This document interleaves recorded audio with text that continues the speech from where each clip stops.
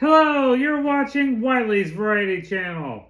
In today's episode, I went through not one, not two, but 3 boxes of pennies. That's $75 worth of pennies. It's a lot of pennies to go through. And let's see what I can find, or what I did find, in these 3 boxes.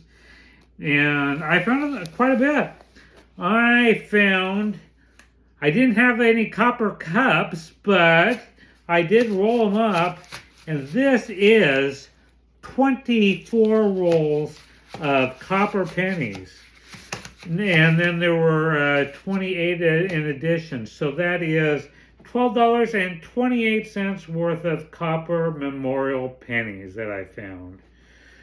But let's see what else I found. It wasn't just copper. So I found 19 Canadian pennies. 19 Canadian pennies. Most of them are not that interesting, but I did find a 1953 Younghead or laureate portrait. And what is interesting about this coin is this is the no shoulder fold variety. So when the coins are made in 1953, Queen Elizabeth noticed that, hey, it doesn't look like I'm wearing any clothes. It looks like I'm naked on this penny. So the people decided, hey, let's add a shoulder fold to the portrait.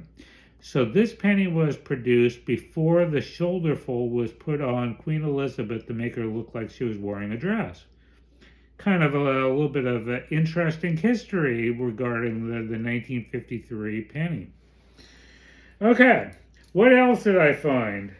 I found 5 shiny pennies that are memorial and copper, starting off with a 1960 Philadelphia that is a large date.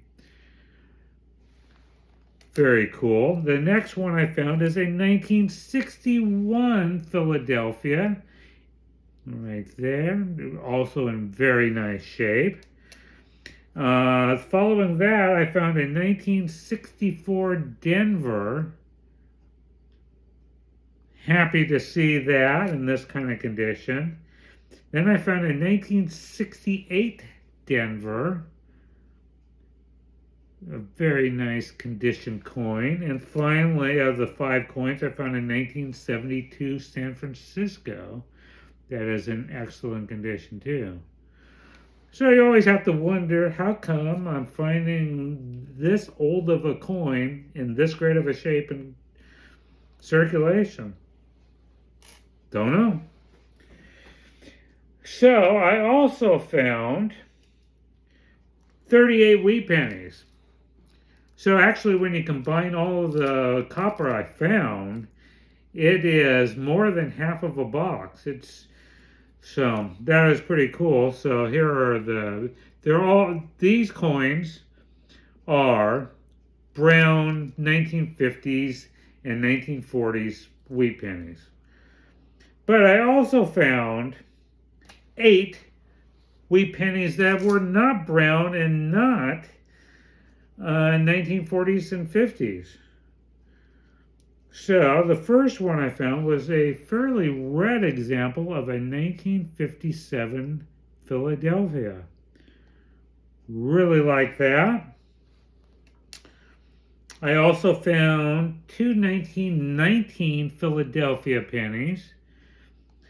This coin has a lot of mintage, so it's not particularly valuable. But to see a 1919 in change, more than 100 years old, pretty cool.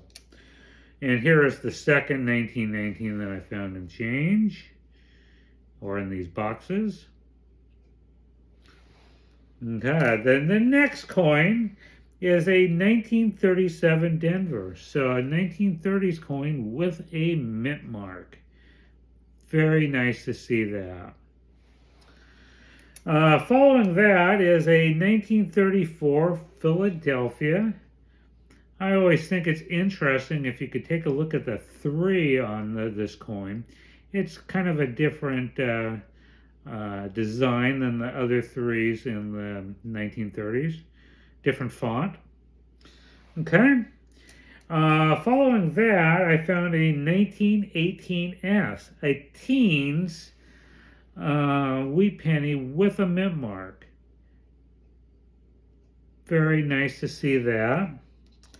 And then I found a 1924S. It is in kind of rough shape, but it is a 1924S. Glad to see a 20s coin with an S mint mark.